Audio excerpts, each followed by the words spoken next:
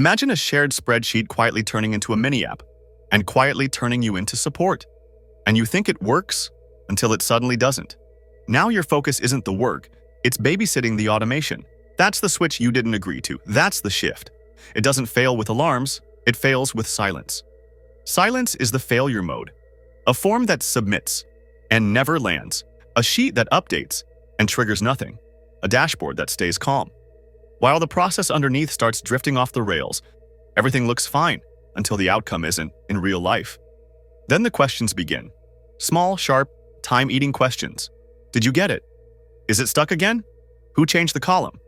Why did it notify everyone? And now the work is uncertainty. And that's the trap. You stop doing the work and start investigating the work. Not once, but repeatedly. A tiny tool that quietly turns your day into incident response. You're now on call for the workflow. Quiet failure, loud damage, same day, under the surface. Welcome to FutureTech World TV, where invisible systems reshape your workday. Let's make the invisible visible right now. Here's the uncomfortable part. This shift doesn't announce itself. It slides in through the most innocent place in your company. A shared sheet, a form, a simple workflow tab nobody thought was software, and then, almost overnight, someone vibe codes it into a tool. Steering by intent, not with engineering tickets, not with design reviews, just intent, and an AI that fills in the blanks. And you've probably felt the temptation, because waiting for core engineering takes forever. So the team does what teams always do under pressure. They build ops glue in the gaps. Intake forms, approval flows, status dashboards. A spreadsheet becomes the database. The mini app becomes the interface. Same day, same meeting, same urgency. Speed feels like relief at first for a while. But the click you didn't hear is the moment your work moved, from editing documents to maintaining automations, from thinking about the content to triaging edge cases, permissions, data models, connectors, exceptions. It boils down to who can see what connects to what, and what breaks when one small thing changes. Why did it email the entire group? This is where simple turns expensive, for a reason. It's not just faster work, it's a new job you didn't apply for, by default. Quick question. If this landed in your workspace tomorrow, would you trust it? Because this video isn't about AI makes apps now as a party trick. This is the docs to apps shift, turning work into supervision. It's about a quieter problem, attention leakage, the hidden tax of babysitting the workflow. Watching, fixing, and second-guessing fragile automations. Small breaks, big drift. Lost focus. In plain terms, if you work in front of a screen, docs, dashboards, email, tickets, calendars, whether you're solo, a small team, or inside a big company, this is the kind of shift that can change what your next few years feel like. Even if you're the whole team. Because reliability isn't just technical, it becomes emotional. Even if it doesn't feel urgent yet, it can reshape your sense of control. Not dramatically, just on a Tuesday, when a small automation failure hijacks an entire afternoon. That's the day it becomes real, for many people. And this matters now because teams are chasing reliable automation faster than governance can keep up. Stay to the end, and you'll see the simple ownership map that keeps automation trustable, long-term. Speed without ownership becomes noise later on. So let's name the phenomenon.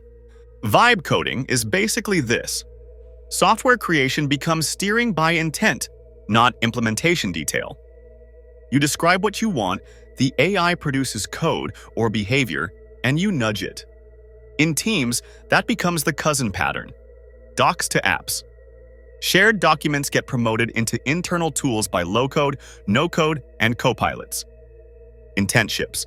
Consequences follow, every time. No one budgets for the consequences.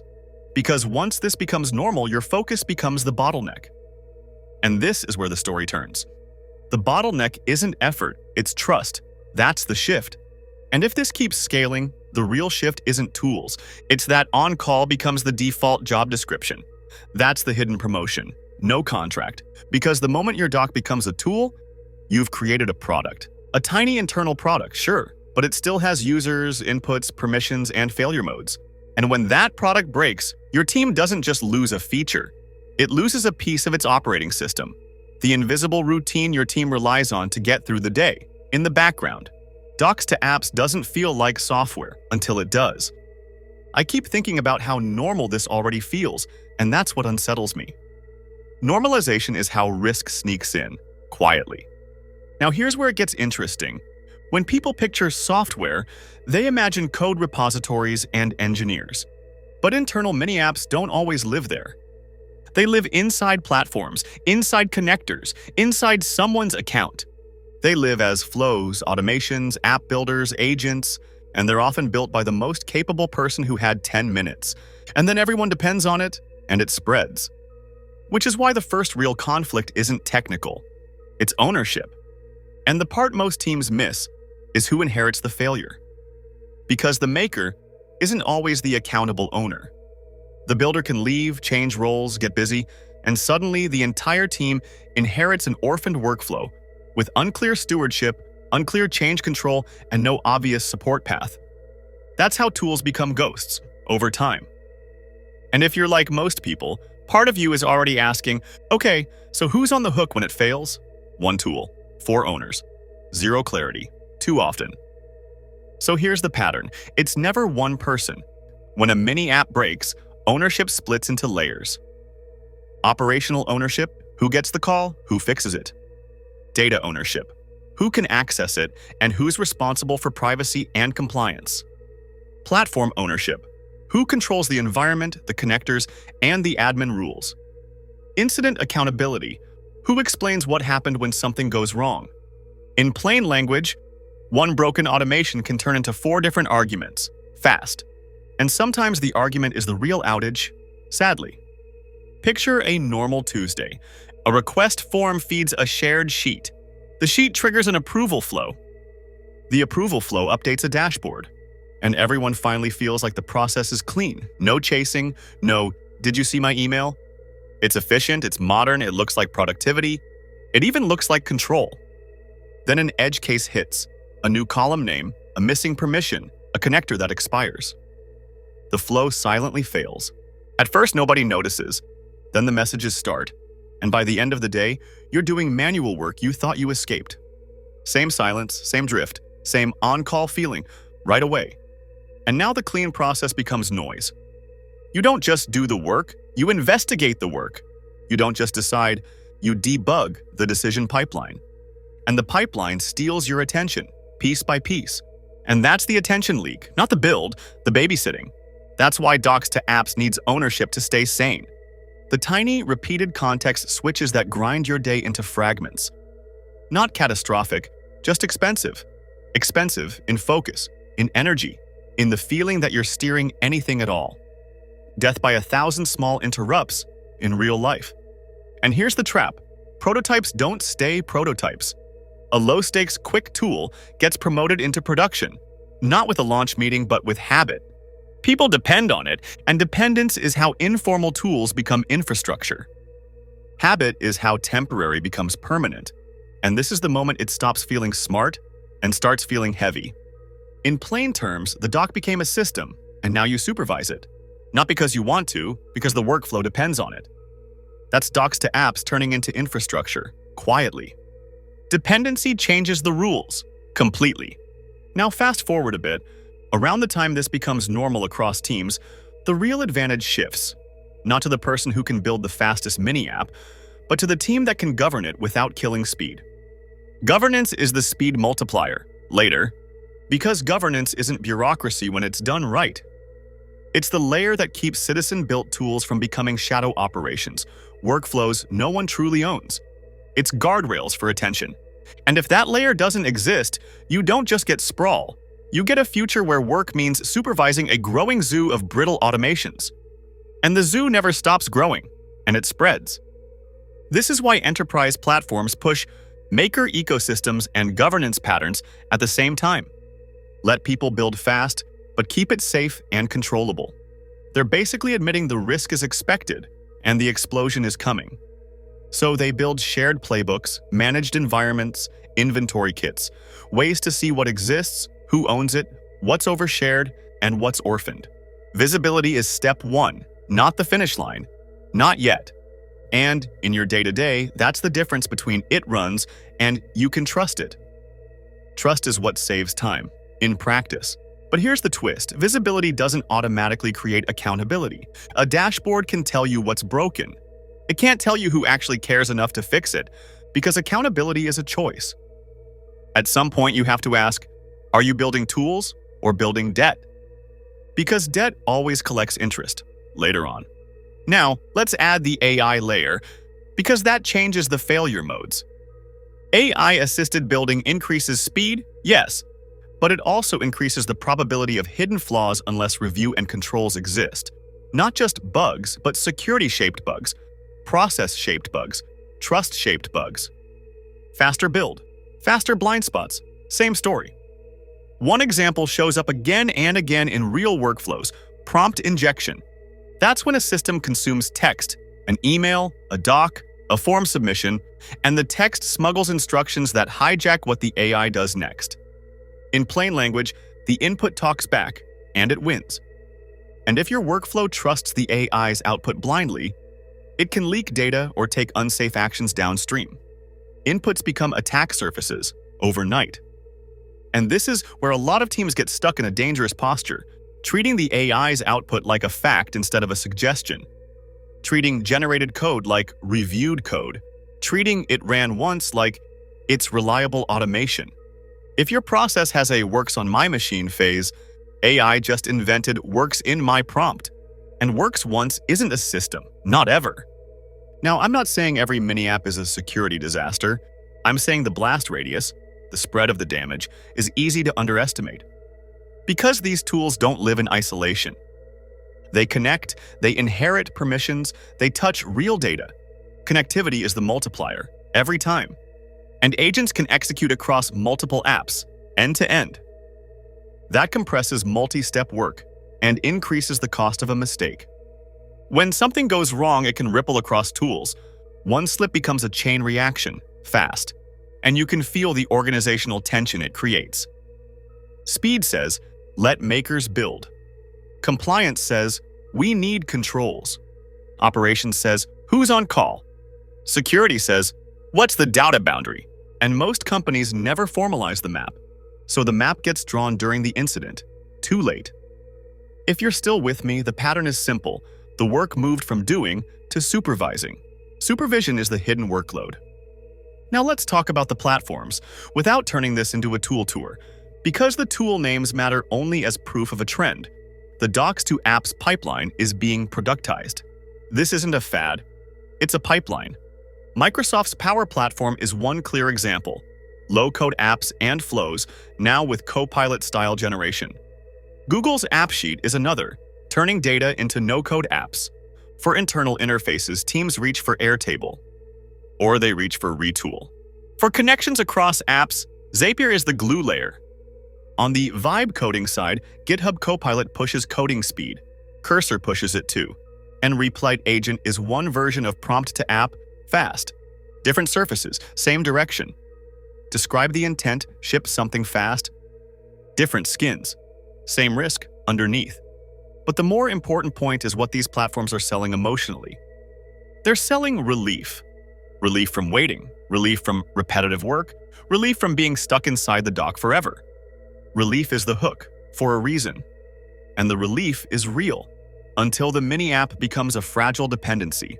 Until your team's productivity is attached to a flow nobody remembers building. Until the person who made it is gone, and the tool still runs your process. That's the cliff edge, right there. This is why work-ready intelligence isn't about flash. It's about secure data workflows, responsible AI adoption, and reliable automation that doesn't collapse under real life. Reliability is the feature you feel every day. Now, let's hit the question that people avoid because it's messy. Because in Docs to Apps, ownership decides whether it scales. Who owns the AI-built app when it breaks inside your team? Because someone isn't an answer. The uncomfortable answer is ownership is a decision, not a default. And if you don't decide it, it gets decided by chaos, by whoever is most annoyed, by whoever has the password, by whoever is awake when the error hits. Chaos is the default owner. So practically, teams drift into one of three failure cultures. 1. The maker culture. Everything is owned by the builder, even after it becomes mission critical. That's fast until that person burns out or leaves. Fast today, fragile tomorrow. 2. The admin culture. Platform admins become the de facto support desk for business workflows. That's controlled until it becomes a bottleneck and kills momentum. Control becomes a cue. 3. The nobody culture. The tool exists. People depend on it, but nobody owns it. So failures become rituals. Is it down again? Who knows how it works? We'll just do it manually this time. Ritual is how rot feels normal, quietly. And that third one is the silent killer. Because it trains your team to accept instability as normal. It trains people to keep extra mental bandwidth, just in case. And that's the true cost of fragile automation. Not the minutes. The background stress, the constant readiness to catch the fall. The stress starts before the failure, that's the twist. A system you can't trust steals focus even when it's working, in the background. Now we have to add the legal layer, not as advice but as reality. Because who owns it isn't only operational. There's also IP and attribution for AI-generated components. And in some cases, ownership of AI-generated artifacts can get legally fuzzy, which makes accountability messy fast. In plain language, you can build something valuable, and it can still get unclear who can reuse it, change it, or be responsible for it later. Unclear rules create risk later on. And that uncertainty collides with the everyday reality of teams. Because inside a company, people often treat internal tools like property, my flow, my app, my automation. But the moment it breaks, the language changes. Why is it not fixing this? Why did security block this?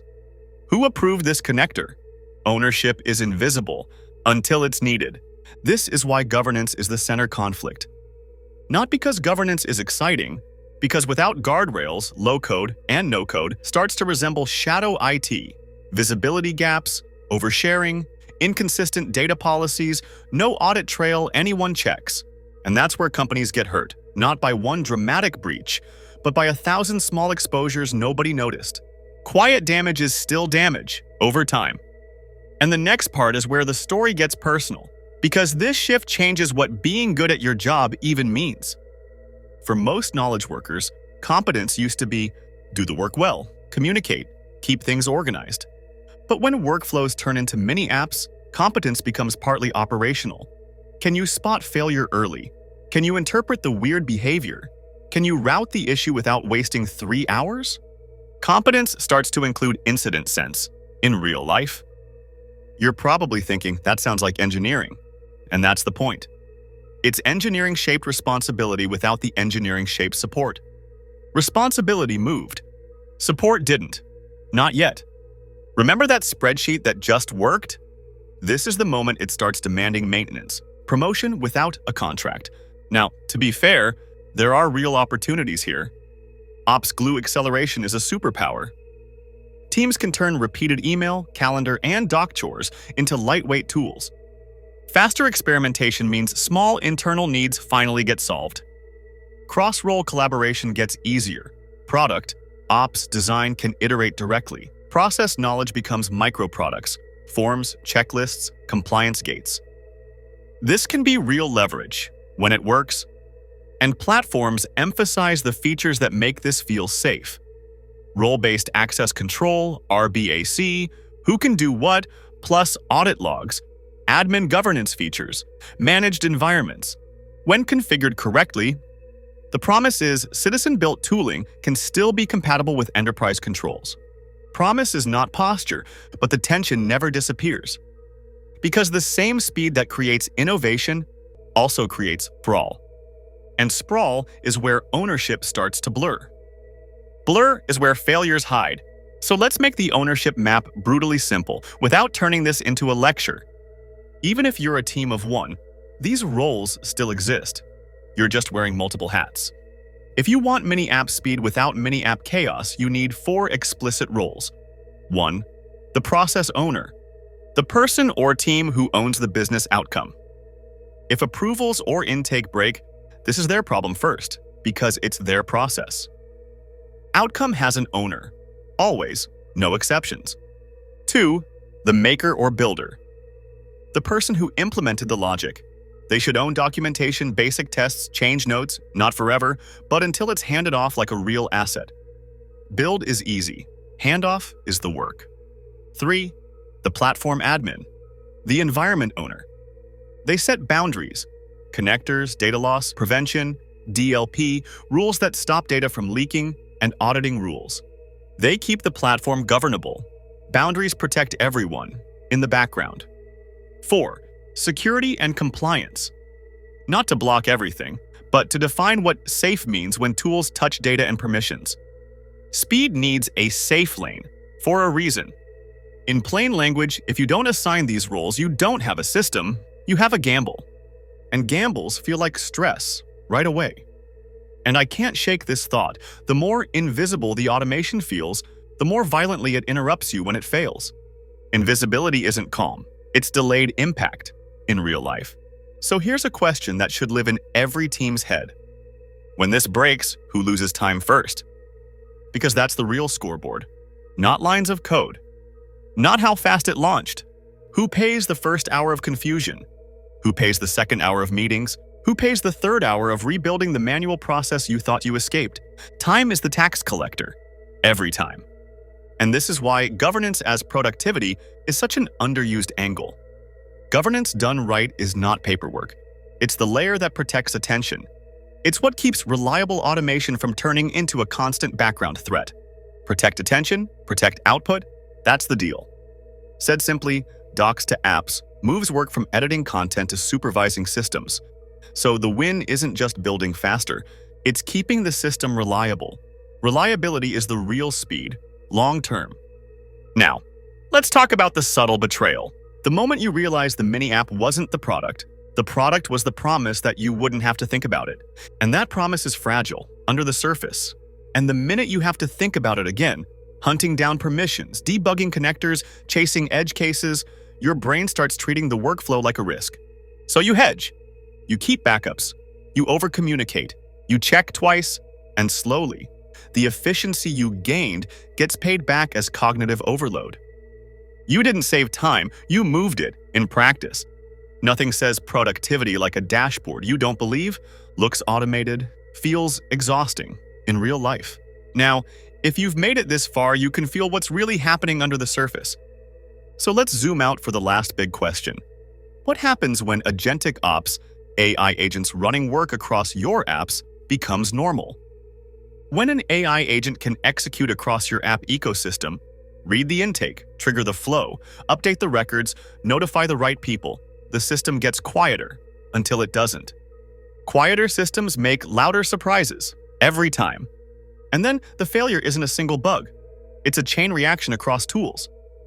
That's when who owns it stops being philosophical. It becomes incident response. It becomes audit logs. It becomes the uncomfortable meeting where everyone discovers they depended on an orphaned workflow with unclear stewardship. That meeting is the price of no owner. Too late. So I want to ask you something. No controversy, just reality. When this breaks at work, who should own the fix and why? Drop your take below. I'm curious what patterns you're seeing out there. Because whatever you answer reveals your organization's real operating system, and it's worth noticing before you're forced to notice. Now, here's the part people usually miss. The goal isn't to stop building mini apps. The goal is to stop building them like disposable experiments. The moment a tool becomes a dependency, it needs a life cycle. Not heavy, not slow, just real. Ownership, change control, a support path. Life cycle is what makes speed sustainable, long term. And there's a calm kind of power in that, because once you can inventory what exists, identify what's overshared and surface what's orphaned, you're not fighting the future. You're steering it on purpose. Steering beats reacting. If you're still here, you've already seen the real shift. AI isn't just building things faster, it's quietly rewriting what work even is. So let me leave you with the simplest framing I know. Vibe coding and docs to apps can absolutely unlock innovation. But if you don't pair speed with governance, you don't get freedom, you get babysitting.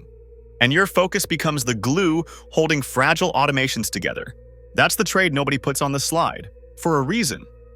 In the end, who owns it is the same question as who protects attention. Ownership is how you protect attention. That's the point. Because the most expensive workflows aren't always the slow ones. They're the ones that look automated, but still demand your vigilance. The key platforms and tools we mentioned are listed in the description if you want to go deeper. Thank you for watching, and if this helped, subscribe and tell me what your team does when an internal tool breaks, because the scariest failures don't scream, they go quiet. Somewhere under your next spreadsheet, there's a signal, an automation pulse, waiting to either save your focus or steal it, and the only difference is ownership under the surface. If you revisit this later, you'll catch patterns you can't hear the first time. Watch how this idea connects to everything we're building next. From here.